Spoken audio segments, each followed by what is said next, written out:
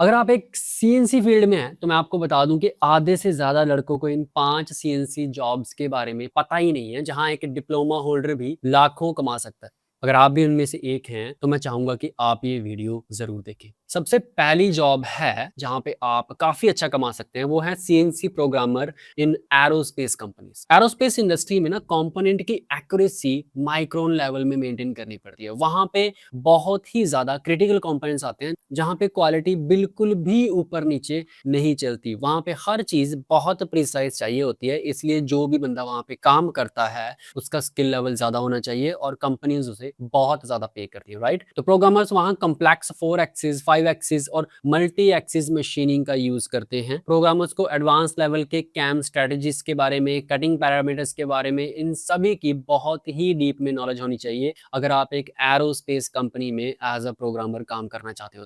अगर मटेरियल्स की बात करें तो टाइटेनियम, इनकनल, एरोस्पेस ग्रेड एल्यूमीनियम जैसे मटेरियल को कट करने के लिए कौन से टूल्स की ज़रूरत पड़ती है, किस तरह के कटिंग पैरामीटर्स लगते हैं, किस तरह के कूलेंट यूज़ होते हैं, इनकी नॉलेज आपको काफ़ी होनी चाहिए अगर आप एक एरोस्पेस कंपनी में एज़ अ प्रोग्रामर काम करना चाहते हैं। और सबसे बड़ी बात, एरोस्पेस का सबसे ज़्यादा काम अब्रॉड में, यूरोपियन कंपनीज़ में एंड अमेरिकन कंपनीज़ में ज़्यादा होता है। तो अगर आपके पास एक एरोस्पेस कंपनी का प्रोग्रामर का एक्सपीरियंस है, तो आप बाहर की कंपनीज़ में अप्लाई कर सकते हैं, जहाँ पे आपको बहुत आसानी से जॉब मिल जाएगी। दूसरी जॉब है जहाँ पे आप काफ़ी अच्छा कमा सकते हो, वो है CNC process planner in medical and aerospace का। तो मेडिकल कंपनीज़ भी एक ऐसा सेगमेंट है जहाँ पे काफ़ी ज़्यादा पैसा होता है प्रोग्रामिंग लाइन में। अब सीएनसी प्रोसेस प्लानर बेसिकली क्या करता है? देखो, सीएनसी प्रोसेस प्लानर मशीनिंग का पूरा रोड मैप प्रिपेयर करता है। कौन-सी मशीन यूज़ होगी, कौन-सा फिक्सचर, कौन से टूल, मशीनिंग सीक्वेंस क्या होगा, कौन सी मशीन पे पहले लगेगा, कौन सी मशीन पे बाद में लगेगा, कब इस पे हार्डनिंग होगी, हार्डनिंग के बाद क्या प्रोसेस होगा, इस पे पेंट कब होना चाहिए, इस पे वेल्डिंग कब होनी चाहिए, ये सारा कुछ एक प्रोसेस प्लानर डिसाइड करता है, राइट? तो कंपोनेंट की ड्राइंग आई, डिजाइनर ने ड्राइंग दी, फिर उसे प्रोसेस प्लानर ने लिया, फिर उसका सारा प्रोसेस दिमाग में बनाएगा, उसके बाद उसे प्रोडक्शन में देगा। तो अगर आपको ये काम आता है, अगर आप इस लाइन में हो, तो अगर आपको प्रोसेस प्लानिंग आती है और आप एरोस्पेस या किसी मेडिकल कंपनी में अप्लाई करते हो,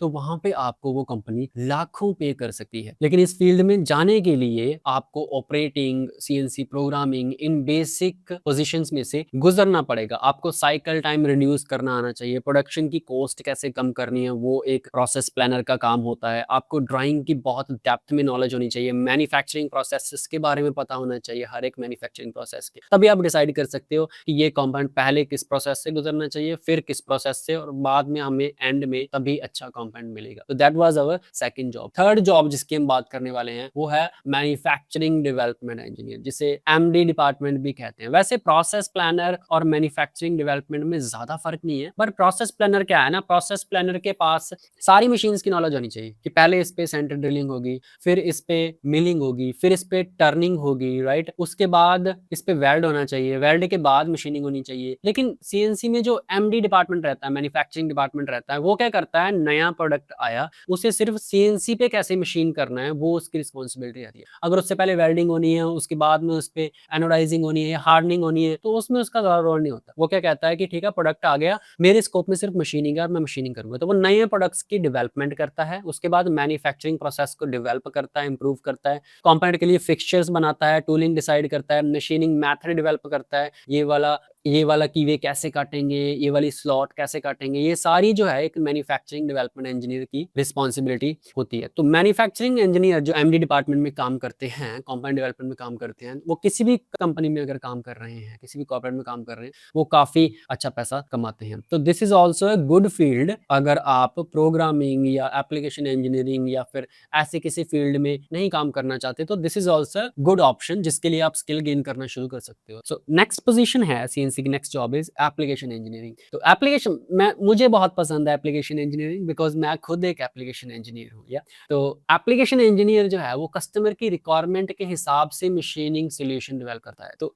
उसमें आपको क्या करना पड़ेगा, आपकी कंपनी ने मशीन बनाई, वो मशीन किसी कस्टमर को सेल करी, आपको वहां जाके वो मशीन सिखानी है, उस मशीन को यूज करके वो कैसे कंपोनेंट बना सकते हैं, अपनी प्रोडक्शन को कैसे बढ़ा सकते हैं, आपको वो सारा कुछ सिखाना पड़ता है। कस्टमर सेटिस्फेक्शन जो है वो आपको करनी पड़ेगी, कस्टमर का बिहेवियर समझ के उसके हिसाब से उससे कम्युनिकेट करना अच्छे तरीके से, ये एक एप्लीकेशन इंजीनियर की रिस्पॉन्सिबिलिटी होती है। कस्टमर हमसे कुछ भी पूछ सकता है, टूल सिलेक्शन पूछ सकता है, मैं कंपोनेंट कैसे काटूँ, मुझे प्रोग्रामिंग बताओ कैसे करूँ, मैं कटिंग पैरामीटर कैसे सेलेक्ट करूँ, मैं क्लैंपिंग कैसे करूँ। तो आपको इन सारी चीज़ों की नॉलेज होनी चाहिए अगर आप एक अच्छे एप्लीकेशन इंजीनियर बनना चाहते हो। और application engineer I think is the best field अगर आप सीएनसी फील्ड को दिल खोल के एक्सप्लोर करना चाहते हो। अगर कोई मुझसे पूछेगा, मुझसे बहुत सारे लड़के पूछते हैं कि सर आपको हर चीज़ की नॉलेज कैसे है? आप कैम सॉफ्टवेयर भी जानते हो, कैड भी जानते हो, आप 2D भी जानते हो, टर्निंग भी जानते हो, मिलिंग भी जानते हो, ड्राइंग भी जानते हो। ऐसे कैसे? वो इसलिए क्योंकि मैं एप्लीकेशन इंजीनियर हूँ और मुझसे ये सवाल बहुत कस्टमर करते हैं। उनके सवालों को सुन के मुझे हर चीज़ सीखनी पड़ती है जिससे मेरी स्किल इंप्रूव होती है। तो एप्लीकेशन इंजीनियरिंग में काफ़ी अच्छा पैसा है।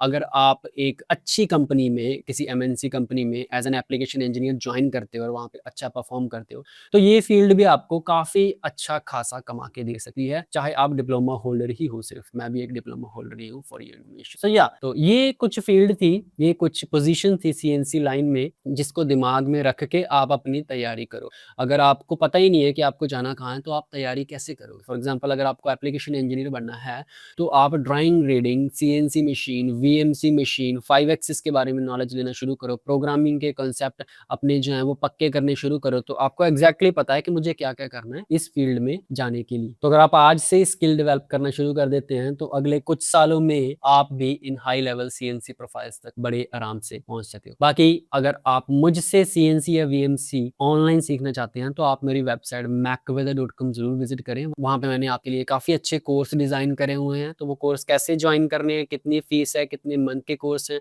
वो सारी डिटेल चेक करने के लिए आप डिस्क्रिप्शन में दिए गए लिंक पे भी क्लिक कर सकते हो, या फिर आप गूगल पे भी मैकवेदा सर्च करेंगे तो आपको पहले नंबर पे मेरी ही वेबसाइट दिखेगी, क्योंकि this is the best online learning platform in India in Hindi. So yeah, that's all for today's video. बाकी मैं मिलता हूँ आपसे अगली वीडियो में कुछ अगला इंटरेस्टिंग और नॉलेजेबल टॉपिक लेके। तब तक के लिए take care and wish you all the best.